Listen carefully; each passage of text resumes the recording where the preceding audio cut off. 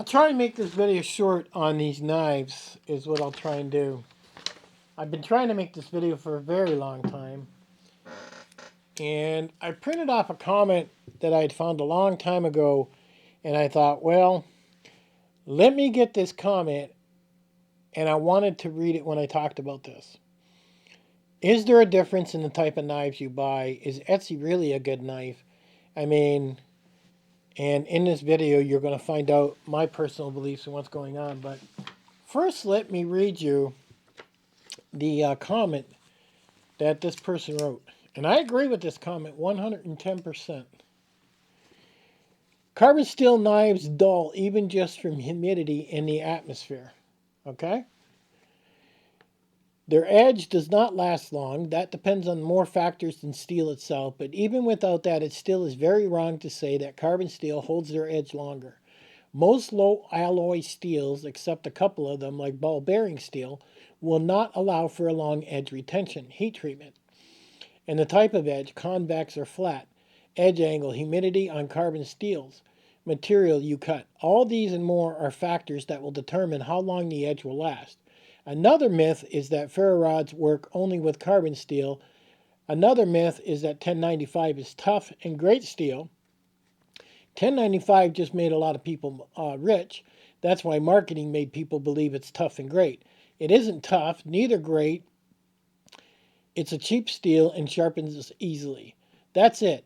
And on anything else, it sucks. It rusts faster. Most steels, its edge will chip instead of roll, and the blade can break relatively easily.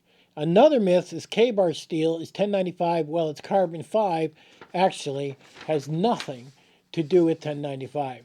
Just another marketing trick because other companies get rich selling 1095 as if it was a super steel. K-bar had to follow what people were asking.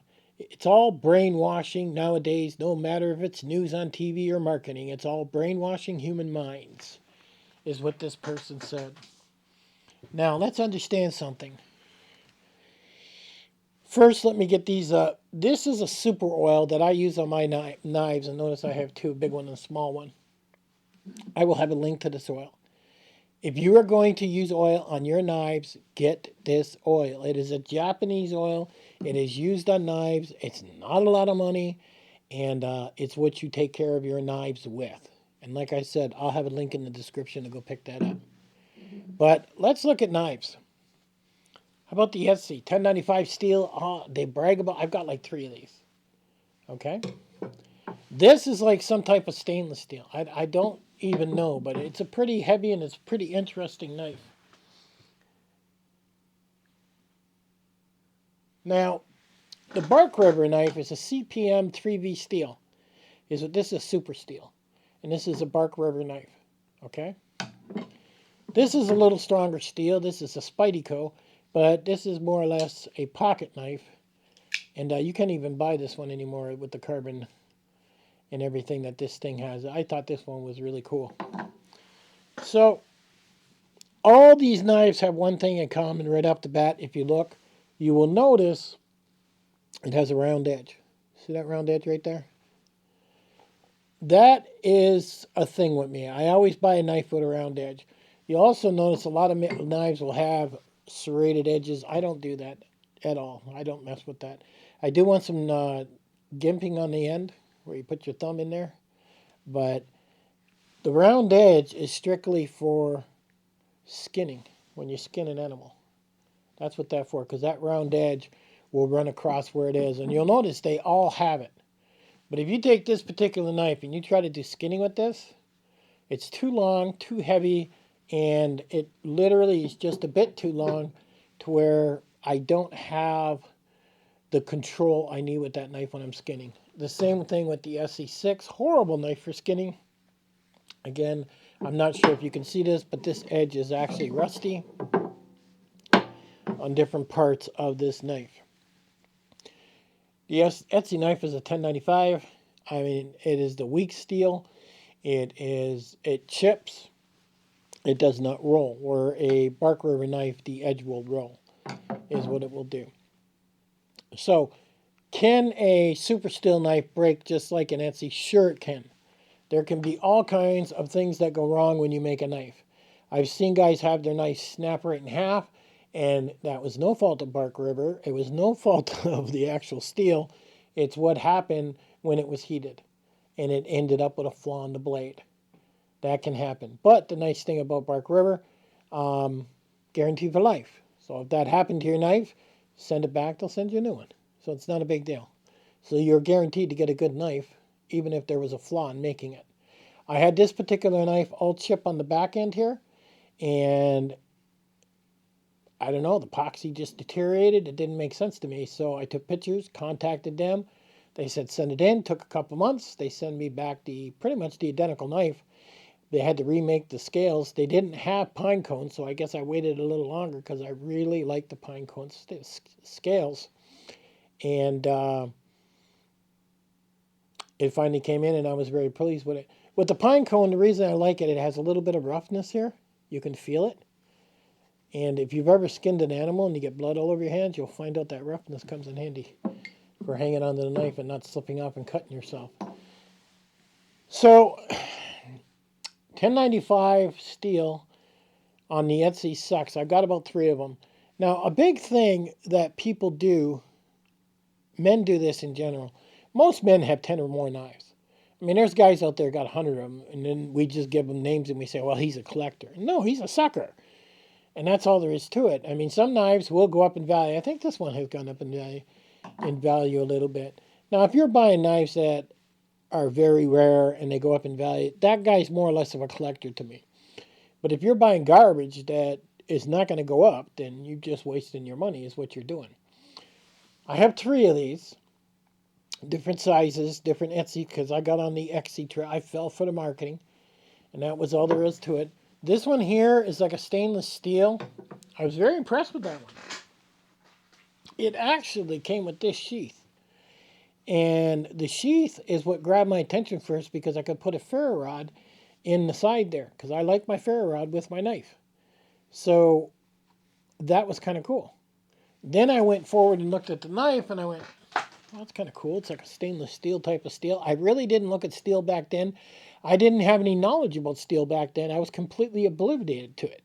The only thing I looked at was the sheath. It looked like a good looking, cool knife. And I was like, okay, let's buy that one. And that was it. That was the extent of what I looked into a knife.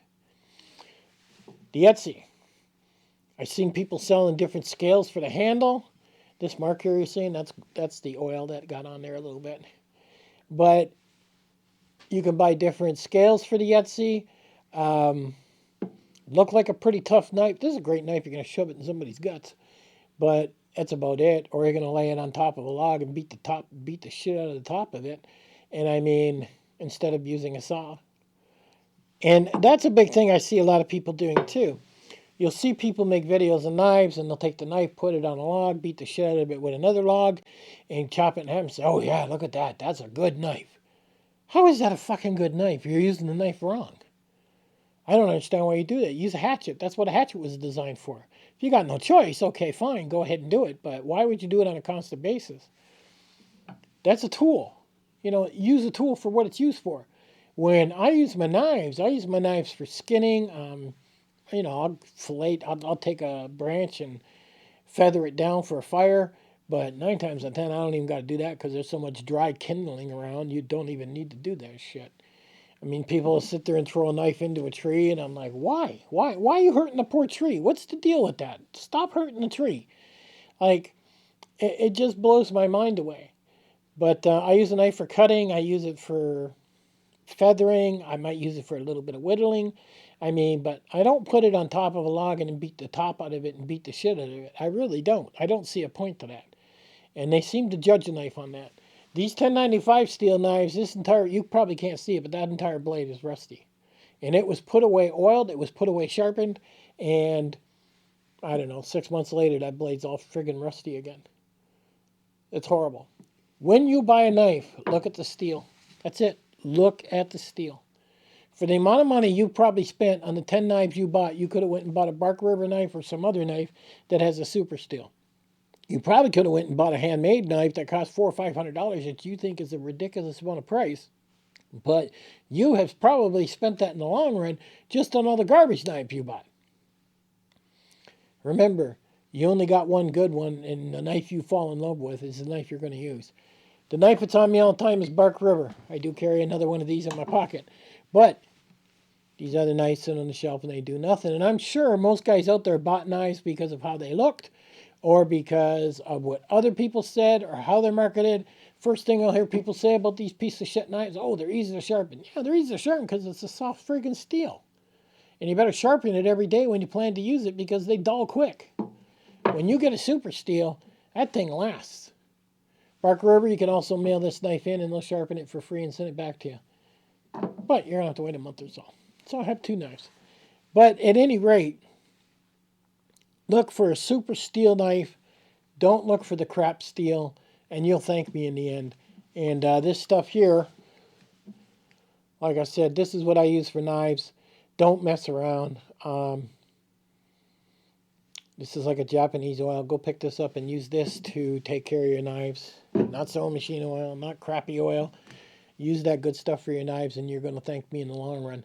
This is all I use on my knives. And I'm 60 years old next year. I've been doing this for 40 years now. I've gotten to the point now, I would even say that with all the knives I've owned and bought, I would say I know exactly what I'm buying and why I'm buying it and what I use it for. Don't buy this garbage. It's just people making money off your dumb ass. Catch you guys on the next one.